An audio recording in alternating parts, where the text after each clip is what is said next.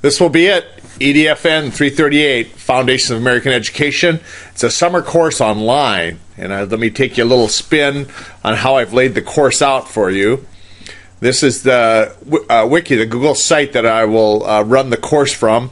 You see over here on the left, each one of these represent a chapter unit here. And so let me take you to the front first. Here's the way to contact me.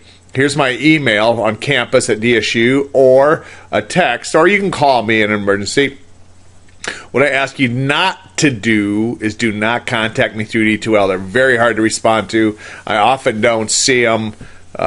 So please don't send something in D2L thinking I've got it. Here's the textbook and how you can get that. I just want to put this up here about attendance, and of course online you won't attend, but I expect your assignments due on time. I have them due at Sunday night, and I'll go through that in a little bit. And here's what I like to do with my late policy. I'll accept them following week for half credit, but not accept them after that. And there'll be a drop dead time at the end of the course. All I can urge you is to stay caught up. Don't fall behind, because you end up being mad at me when that happens. Here's the grading. There'll be 13 chapters. Each one will have a note outline, and they're worth 10 points each for 130. There'll be 13 web projects, one for each chapter. They're worth 10 points each for 130. And then 13 chapter tests, and they're worth 30 points each for 390. Now, these first two really are pretty free and easy go, and if you do the work and you give me a modest effort, you'll get those points. And then you have to earn these on this test. And then you have to write a paper, why I want to be a teacher, for 20 points. That brings us to the total. And then here is how I'll break them down. 94 is an A, 86 above a B, 78 is a C. And as you know, you have to get this. You have to get at least a C in this course at DSU for it to count in your program. And here's my contact stuff. And as far as office hours, I'll respond as quick as I can. I get all your communications right away, but sometimes I'm driving or doing something, and it's a little hard to take care of it on my phone. A lot of stuff I can, but some I can't. So I'll get to it as soon as I can. I certainly could visit with you on Skype or Google Hangout or something if you want to just visit. That would be kind of fun too, but summer's a little hard for that. Now, this is how I have it laid out. The first thing in this pre-course thing I'd like you to do before the course starts, these three things. Okay, and I'd like you to have them by Sunday night before it starts, if you would. First of all, this thing here on introducing yourself, and I have a video in here. When you click on this, it'll take you out here, and I have a slide for each of you. And here's mine, or here's the video. Each time I'll do it, I have a little video on how to do it. And then I give you an example. And that's kind of how I'll do it throughout this. All right, so that's one thing. All right. The second thing is there's a pretest in D2L that looks like this. This pretest under quizzes, the pretest. And I'll give you a little example of how these are going to be. I think I only give you 30 minutes to do this one. The rest you'll get 40. But you'll have to do that also, because that's going to close when this is done. And that's part of the requirements. But you have to get this lockdown browser because you need it for all the other quizzes. And then this video, Waiting for Superman, it's about 1:45 long. And here's some questions that go with it. So those three things you have to have done before that you get started. These are pre-course things. Then each one will look like this. Then I'll give you the chapter, what it is, the pages, where it is. Here's the objectives for this chapter. And then how long I'll have the lecture, recorded lecture. I'll cover that a little bit later on how to use these. And then how to do the project. Each project looks like this.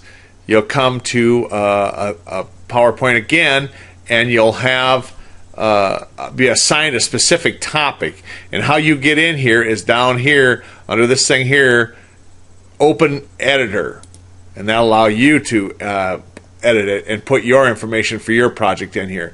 And again, the second slide will always have the video on how to do it, and the third one will be a little example that I put up, and then your assigned topic. So that's how I'm going to do that.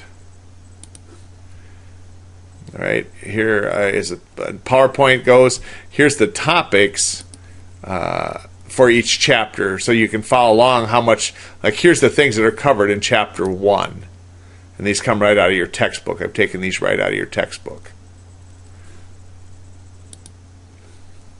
All right, and every chapter will look the same. We'll have those same things. Now these clips are things that you may have to bring into the lecture. And I'll show you how to do that in a little bit. All right. All the way down, and if there's discussion, they're on the bottom here. I'll have you respond to them down here. All right, I'll get these graded as quickly as I can, and I'll try and keep your grades updated at least weekly throughout the term we're together, and you'll know kind of where you're sitting in the class at all times. The last thing you have to do, or one of the things to say, the last thing is you have to write this paper of why I want to be a teacher. And in that, I kind of give you a little guidance here about 3 paragraphs, headers for this paper. One is why you decided, about how, why you decided to become a teacher, and this one about the influences on that, and then the third one about what you believe statements that you take from chapter 5, one of the philosophies of chapter 5. 2 to 3 pages. If it's only 1, it doesn't flow very well, and if you get past 3, it's a lot of rambling. And so it's 2 to 3, double spaced. This is the one at DSU you're going to need in your portfolio for the College of Education. Here's that piece that be very important.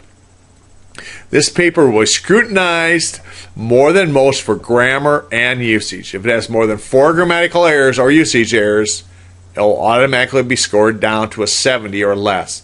So make sure you have someone proofread beside yourself. Make sure you have someone proofread it beside yourself. Put that person's name next to your name. Put that next to your person's name. That person's name has to be on there. That person's name has to be on the paper. I'm going to say it one more time. That person's name goes on the paper when you submit it. And I have a slot in D2L for that under Dropbox. And so just know that's coming right here. Let's do. I also have a slot in D2L for late work. I hope I don't have any here, but if you miss one of these deadlines and you still want credit, submit it in the Dropbox for under late work, because that'll be open all the time. All right. Hope you enjoy the course. Feel free to contact me if you'd like.